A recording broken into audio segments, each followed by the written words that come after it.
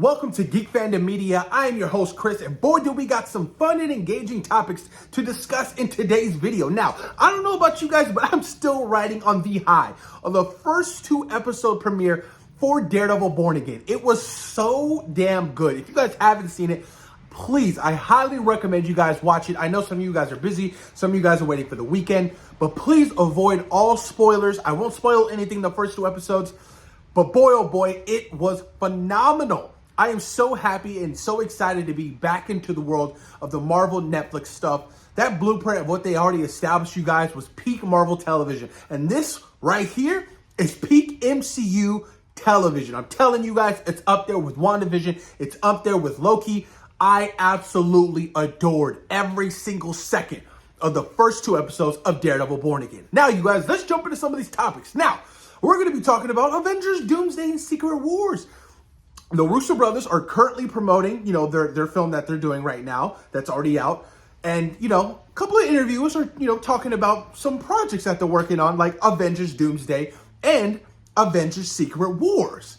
Now, it's not the biggest tea, but it's still some quite fascinating tea about certain things that they're dealing with or certain concepts for Avengers Doomsday and Secret Wars. So let's jump right into the first one, you guys. So, Robert Downey Jr. tried to convince the Russo Brothers to direct Avengers Doomsday a year before they agreed. Anthony Russo says, Robert is one of the most talented performers on the planet. For him to be motivated to explore a new character like Victor Von Doom, it doesn't get more exciting.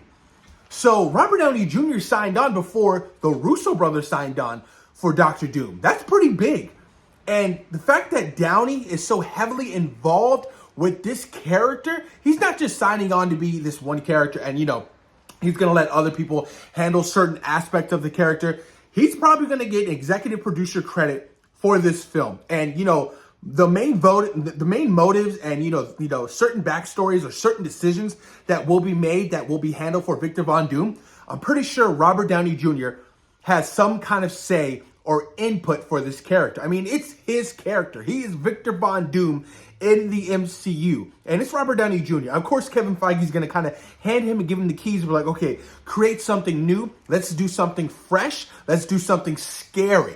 I mean, look what he did with Tony Stark. He just embodied that role of Tony throughout the entire duration of the MCU. It was perfect. And he just won an Oscar for Oppenheimer. You're going to give the guy the keys to this car and let him do what he wants to do. I'm telling you guys, Doom is going to be on a whole nother level. Also, Joe Russo says that Robert Downey Jr. is doing detailed research to prepare to play Dr. Doom. He's writing backstory, costume ideas, and he just loves rich 3-dimensional characters. And I think he sees a real opportunity for this character. This is big. Downey is taking his time. He's doing his homework. He's doing the research to really put so much into this character. And I'm pretty sure he understands the importance of getting Dr. Doom right in Avengers Doomsday and Avengers Secret Wars. This is huge. And I love to hear something like this. As a fan, I love to hear the actors doing the research, doing the homework to really make sure he implements all these characteristics and, bright ideas for a character like Victor Von Doom in the MCU. That makes me I was a little worried at first. I was like, oh my God, is he just going to be, RDJ in the suit, you know what I mean? Kind of like Tony Stark with his whole personality. But it seems like he's taking this shit serious. He's going full method actor for this character of Dr. Doom. And as I said, as a fan, you love to hear it and you appreciate, that Downey's taking the time and really studying and to make sure that this performance is on a whole nother level. Because you have to remember, there's so much pressure, there's so much weight on these Avengers movies. As you like it or not, there's a lot of pressure. The MCU is in a weird space right now. It's in a very awkward space. And these movies have to do good. They have to.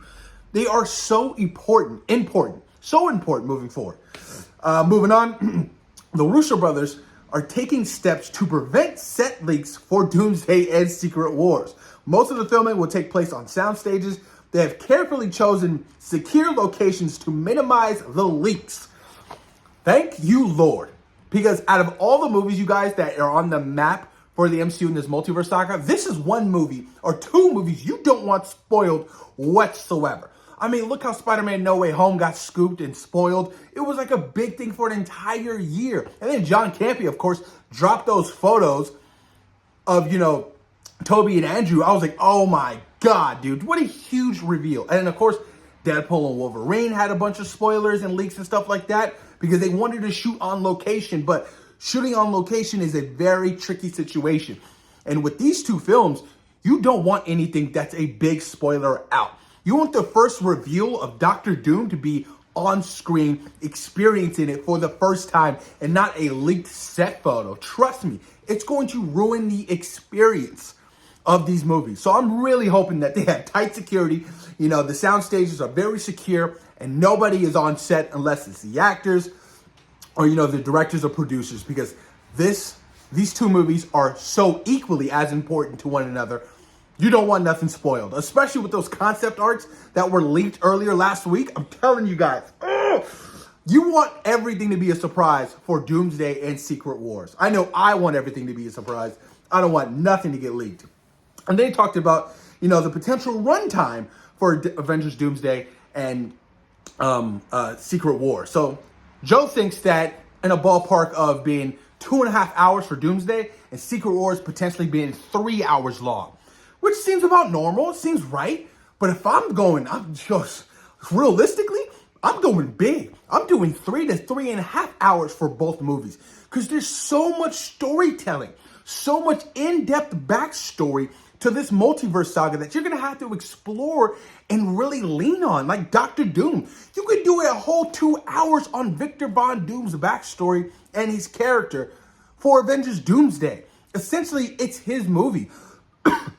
Just like how Infinity War was Thanos' movie, not an Avengers film. That's what you want for Doomsday. And there's a lot going on. You still have to establish your whole core of your Avengers. None of them have worked together before. Rhodey was a Skrull. Captain America, him and who else? No, like you think about it, like this whole new core team they haven't had no history, no kind of team camaraderie. There is nothing there. So you're going to have to kind of explore, their relationships, their backstories together. It's going to be complicated. So to do a 2.5 hour film is kind of cutting it short to be honest. So I'm hoping that each film is roughly 3 to 3.5 hours long because I feel like they need to be. And that's not even talking about, the pre-MCU characters of the Marvel Universe, like your Blades, your Daredevils. Secret Wars is going to be even bigger. The whole battle world sequence, it is going to be absolutely mind-blowing. So longer the better for me, you guys. That's the way I feel, at least. And then the Russo Brothers say that Avengers Doomsday and Secret Wars have to outdo Infinity War and Endgame. We have to at least have to take you on an equally engaging journey. So we're doing what we can to deliver that experience for everyone. I'm going to be honest with you. It's going to be hard. It's going to be hard because, like I said, the MCU is in a very different place right now. It's a very different spectrum of where the MCU once was in 2018 with Endgame. That entire Infinity Saga was a beautiful character arc for the characters we grew to love and appreciate. Now you're talking about the multiverse saga. If anybody dies, of this new era of heroes, I don't think anybody's going to care. Unless you're basing it off Hugh Jackman's Wolverine, Tobey Maguire's Spider-Man, Andrew Garfield's Spider-Man, the already established heroes who've had so much in-depth stories and backstory pre-MCU. Then it would hit me. Logan dying again would absolutely tear me apart. If Captain America dies, Sam Wilson, I don't think I'd necessarily be sad. And that's being honest. She-Hulk, Moon Knight, I'd just be like, oh, okay. We haven't had enough time with these characters to really feel the emotional depth or connection. So if they do end up dying, it's going to feel like an empty hole. And that's really unfortunate. So I know that they're cooking up something big with at least, Secret Wars and the multiverse variants, you guys. So that's going to be interesting. That wraps it up for the Avengers Doomsday and Secret Wars updates. Moving on, Marvel's 1943, Rise of the Hydra.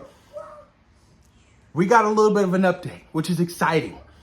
They're looking to kind of release it towards the end of the year, the Christmas season of 2025. Hell yeah. I can't wait. I mean, come on, dude. Set in 1943, World War II, you have a Zuri going up against Steve Rogers, Captain America, who ultimately will have to work together to defeat a common goal. The enemy, whoever that may be. It could be Hydra, whoever. But I'm excited. Maybe we can play as the Howling Commandos or, some kind of Wakandan spies. But to dive deep back into this world of seeing a Zuri and Black Panther, there's so much rich history that I really would love to see and play out. Like, that's dope. And that's something I always wanted to see. I mean, they fought each other in the comic books. And that's something I thought was always a missed opportunity for the MCU. I would have had Steve Rogers, Captain America, visit Wakanda in a period piece, fighting a Zuri. That would be dope. And that first trailer where you guys, was glorious. It was fire. The gameplay, the graphics, the story looks like it's going to be really engaging and fun. I am hoping it does get released this year because I need something to play. I know I got Days Gone coming. You got the remastered version coming next month. But I'm Josen right now. I need something to play. I need something. So if, this game could come out later this year towards the holiday season, perfect gift for myself. Well, let me know what you guys think in the comments down below about the small little update for the Rise of Hydra, the video game. Moving on, you guys, the last bit of the video. Now, Scream 7.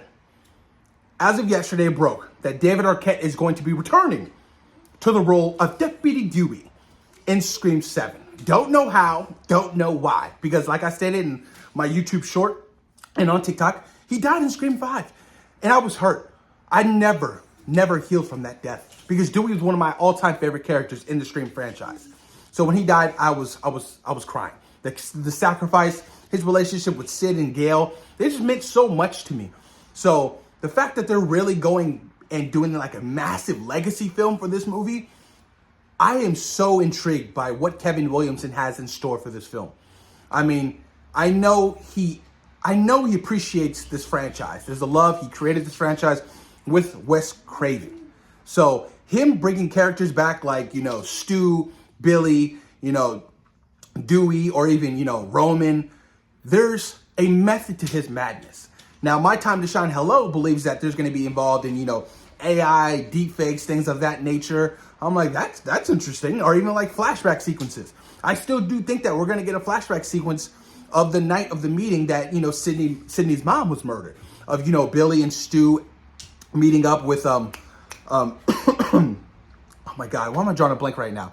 Meeting up with Billy's mom. Was it Billy's mom? No. Oh my God, Roman. I'm drawing a blank right now. But having a whole flashback sequence of really establishing, what happened that night to Sydney's mom. Because if none of that happens, we don't get the Scream franchise. So I am intrigued by what Kevin Williamson is doing. I can't wait to see returning characters like, Mindy come back or Chad, that's, essentially like they're all connected to each other. Those are that's his nephew and niece. And, Sydney and Gale. So it feels like a legacy film because all of these returning characters are going to be appearing in Scream 7. And I can't wait. I am super excited, you guys. Like I said in my YouTube short, Scream 7 has now probably jumped to one of my most anticipated films of 2026. I am ecstatic. I cannot wait. It is going to be absolutely wild. But let me know what you guys think in the comments down below about some nice little scoops and details for Avengers, Endgame, and Secret Wars that the Russo Brothers dropped. Do you guys plan on playing Marvel's 1943, The Rise of Hydra? And let me know what you guys think about David Arquette returning to the role of Dewey in Scream 7. How do you think they're going to do it? Please, let me know what you guys think in the comments down below. And of course, thank you guys for taking time out of your day for watching Geek Fandom Media. Peace.